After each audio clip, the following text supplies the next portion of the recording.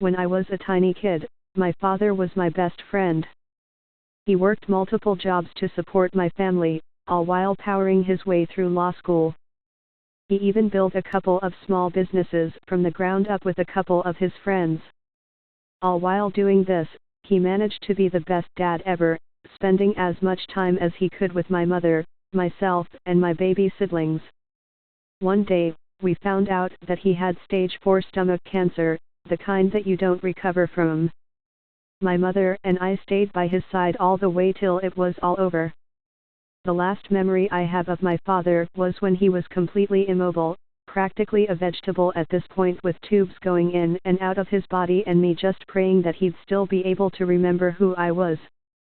All the guy could do was smile at me just to let me know he still recognized his son, even if the doctors told us most of his memories would be gone.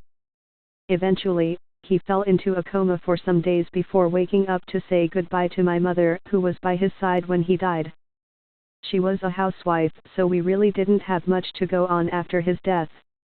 Enter my grandfather. He was one of those self-centered boomer types who makes everything about himself. After my father died, he'd used the newspaper obituary to boast about his dead son's grades and achievements, which I realized seemed to be the only thing my dad was to him. Just in case you were wondering, yes, we are Asian. My mother was grieving and trying to find a way to make ends meet, and my grandfather graciously offered to help her control my father's 2 businesses to help support us.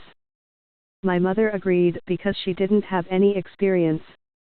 While we grew up, the 2 businesses didn't provide much for us, likely because my father was one of the big reasons they were thriving. Mom was in and out of multiple jobs just to keep us floating. My grandfather offered to help put me and my siblings through school. I managed to score some scholarships with some good schools growing up, so thankfully he didn't have to do as much for me, but we were really glad that he helped out with my siblings. After I made it out of school, I found out that my family was broke and my 2 siblings were still making their way through medical school. My sister even offered to stop and just get a job, but I told her to keep going because she was doing so well and that she deserved to graduate. My grandparents had cut us off because they didn't approve of the directions my siblings took in life, especially my sister, who was, for them, too female to have a career in medicine. My grandmother is a bit of a misogynist. Why are you wasting your time and money becoming a doctor? You're just going to have children and quit.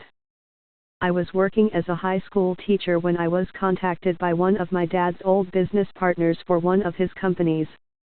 After I asked him about how the company was doing, he told me that my grandfather, who was still in control of my father's shares, was siphoning money from the company for himself, and he was earning way more than he was giving me and my siblings for our education. So all our lives he'd been making us feel indebted to him for money that was supposed to be ours to begin with, and he lied to us by telling us that Dad's companies weren't making any money for us at all. We also realized that when he cut us off, he was cutting us off from our own money, forcing my siblings to drop out and give up careers that they'd been working their whole lives for. What's worse is that this was our father's money, and we know that he'd wanted it to help us provide for our futures even after he died, and here comes his asshole father, basically shitting on his legacy for his own enrichment. I even found out that he used his position to take possession of the company's office space and forced them to set up shop in a smaller, cheaper office while renting the original space out under his own name to the company's competitors to make money from them too, all while I had to work multiple jobs to help my mother and siblings pay the bills. Cue revenge. My grandfather's biggest weakness has always been his pride. In fact, I suspect that he wanted us to think he was helping support us out of his own pocket because he wanted everyone to think he was some kind of hero, when in reality he was financially choking us.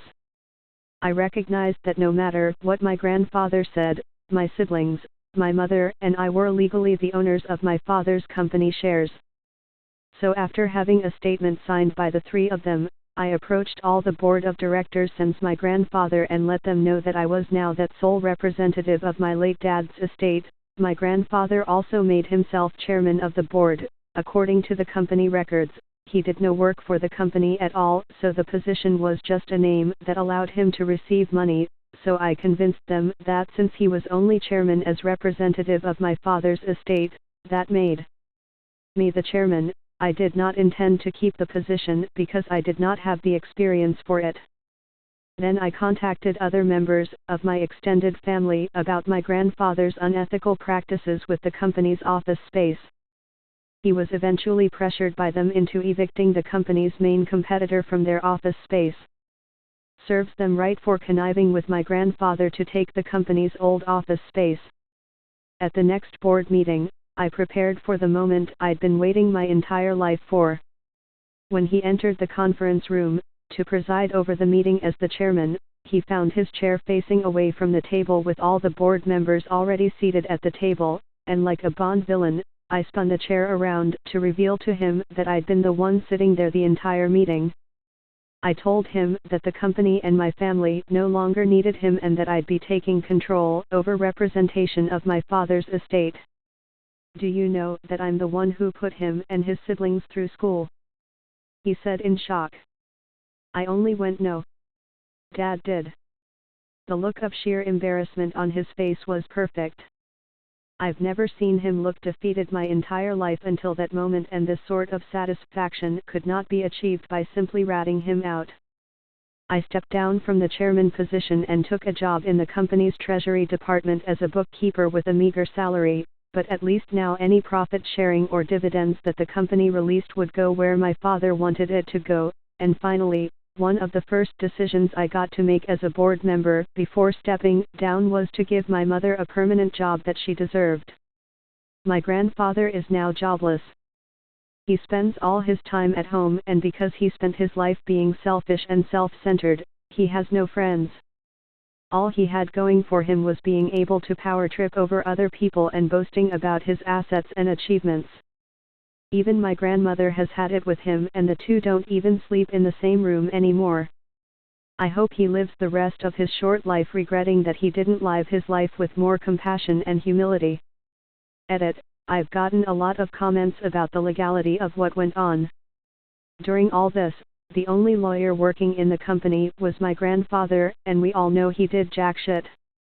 When we hired a team of actual helpful lawyers, they told us exactly the same things you guys pointed out.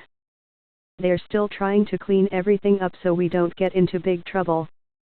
Update: apparently my sister saw this post and just informed me that he's kinda miserable now because his wife is angry at him because he siphoned what's left of their money to an extramarital sugar baby he had, in probably another attempt at getting someone to affirm and glorify him.